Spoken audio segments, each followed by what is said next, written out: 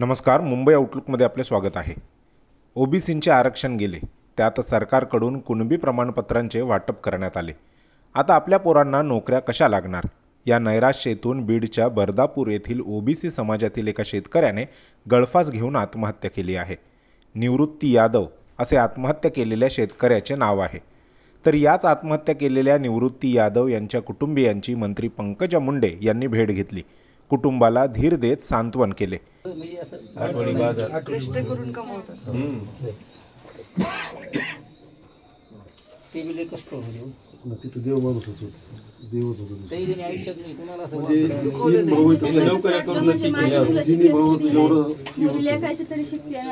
म्हणजे डोळ्यासमोरची एक पिढी आणि त्यांची पण एक पिढी अशीच गेली आणि इथून पुढे पण असंच होणार. ह्या गोष्टी काही डोक्यात घेऊन थोडस असं झालंय. सगळे त्यांच्याविषयी चांगलं बोलते, तेवढं चांगला माणूस म्हणून आणि देव माणूस म्हणायले. म्हणजे गावात कोणाशी भांडण नाही, सगळ्यांची त्यांच्या मनात ही दोन मधली धाकटी, पण ह्यांच्या पोराचा सुद्धा विचार करायची गरज होती. एवढं लक्ष त्यांचं होतं. माणूस एकदम ओळखीचा होता, सज्जन स्वभाव. गावात सगळ्याला काही काळजी करू नका, तुम्ही सांभाळा. आता हे तुम्ही मनाला लावून घेऊ नका काही, आणि डोक्यात विचार काही आणू नका.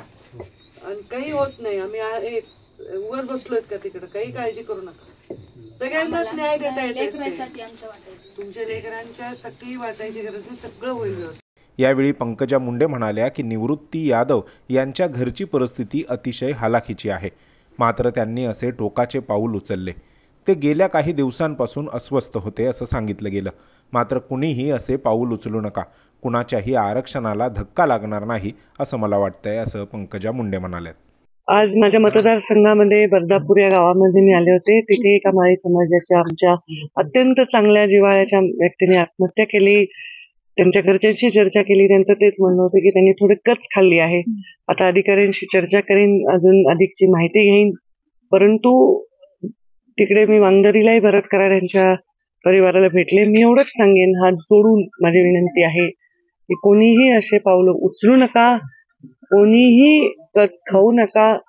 या गोष्टी करणाऱ्यांवर सोडून द्या. संघर्षासाठी तयार राहा, परंतु कुठल्याही गोष्टीत अशा चुकीचे पाऊल उचलू नका. आपला जीव देऊ नका. आपल्या माघारी परिवार असतो आणि त्यांची पण आपली जबाबदारी आहे. आपल्या आजूबाजूच्या सगळ्या लोकांवर त्याचा परिणाम होत असतो. आणि माध्यमांनी माझं आव्हान आहे की आपणही अशा प्रकारचे आव्हान लोकांपर्यंत पोहोचवा. कारण एखादी बातमी आत्महत्येची दुसरी बघून सुद्धा मानसिक लोकांवर त्याचा परिणाम होत असतो. तर मी कृपा करून असे कुठलेही पावलं उचलू नका. काहीही कोणाच्याही अडचण येणार नाही, कोणाच्याही हक्कांना धक्का नाही लागणार. अशाच प्रकारचे निर्णय होतील याचा मला पूर्ण विश्वास. ते साखळी उपोषण आज मी सोडवलं. त्याचं साखळी उपोषण सोडवलं आणि आवाहन केलं की असं गावात उपोषण तुम्ही केलंय तर प्रत्येक वेळी त्याला मी येईन, आणखी कोणी येईल असं नाही, पण आपण विषयांवर लढा.